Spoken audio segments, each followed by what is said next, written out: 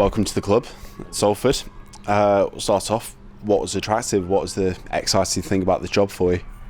From the first conversations last week with Gary and Chris, they made it pretty clear the path that the club's already been on, what it wants to continue, where they see me and Chris Lucchetti playing our part in that progression, with our experience at our previous two clubs, especially at Fleetwood, a similar path that Salford want to go on, and it all added up to a really exciting opportunity.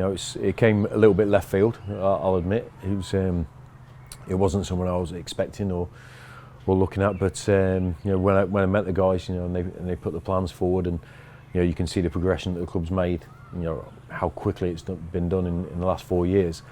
I felt that my gut was telling me I wanted to be a part of it, and I'm delighted to be here, and hopefully we can continue that sort of path of success the club's been on.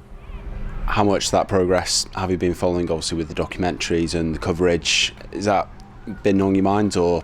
No, I'll be honest, because if you're managing, your full focus is on your club, and your concentration, everything about your job is at the forefront of your mind. So there's not much scope to look at what's going on around everywhere else. And but it's listen, everyone's aware of it in the professional game, the progress of Salford, the people behind it, and what it's done so far. So, but only when you get to speak to the guys and listen to them, and you see the actual detail behind the main picture, that you see how much work has been put in place, and how well everyone who's played their part in the last 4 years has done the job. So there's a responsibility on our shoulders now to continue that work, and hopefully the qualities that we will bring will marry well with what's already here, and we'll get success. Obviously, a lot of people will look at that drop down. What is the ambition? How does it align with you and Chris? Yeah, this was.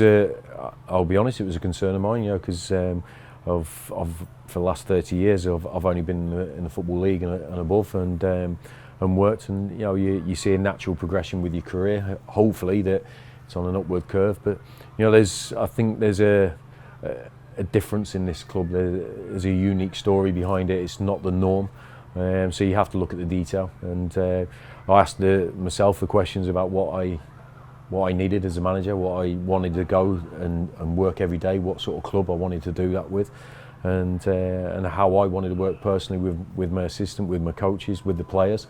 And I think everything is in place here to do that, and to get fulfilment from the job. And I think there's a real drive and ambition here.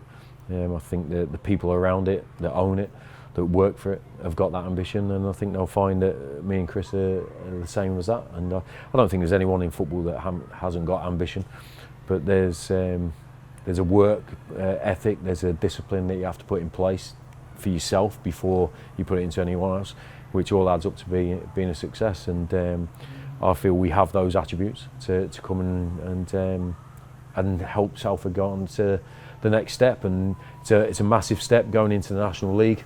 The first time Salford have competed at this sort of level, and there's a lot of work to be done both on and off the pitch, but we can't wait to get started. What sort of challenge are you expecting from the National League? It's the first time you yourself managing in it.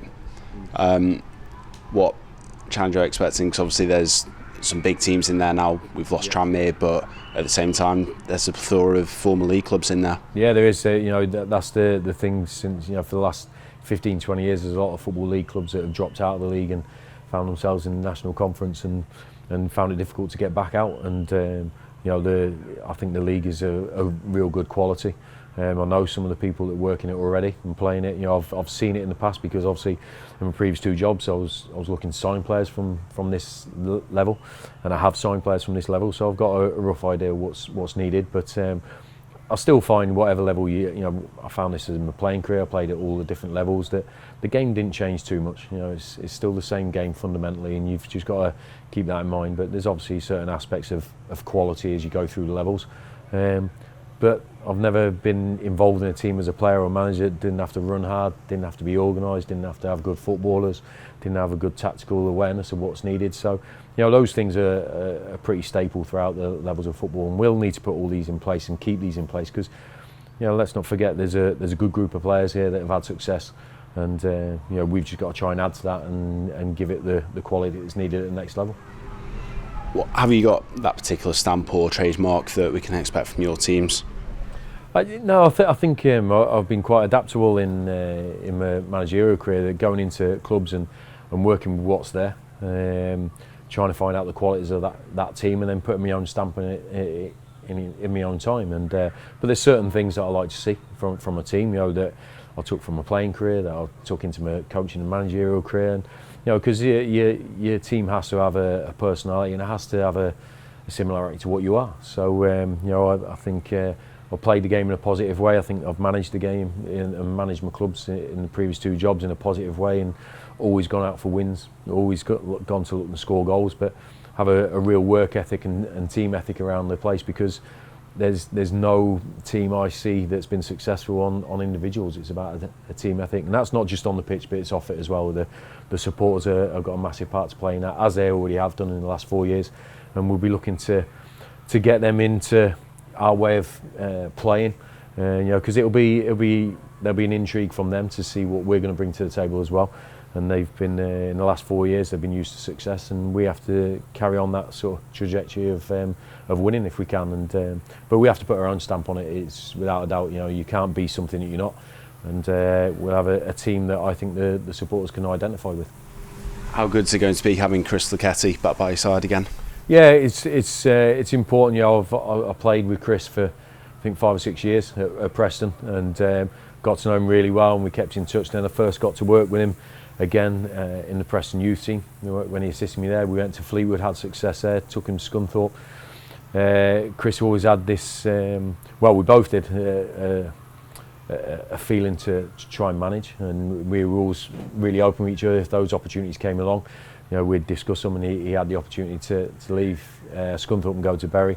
Didn't work out as well as planned, obviously, and for both of us. But to get the opportunity to work back together again is been great, and you know, he's as excited as I am, and you know, we've had success at our previous 2 clubs, and hopefully we'll bring success here again. Coming in at a time where the club's on the up, how much momentum does that help you guys coming in as managers as well, and how can you draw on past promotion experiences to help? Yeah, well, that's the important thing, that I've got to not only learn about the level that we're going into, but I need to learn about the quality we have within the club. You know, and it's obviously a group of good players that have got a good camaraderie, a good team spirit, and I have to see what we have here first before I look, you know, where I have to add into it. But you know, what I do know is they've been on an upward curve for a few years now, and it's our job, it's our responsibility, and it's our ambition to continue on that. So we can't wait to get started. It's a strange time to come into a club right at the back end of one season.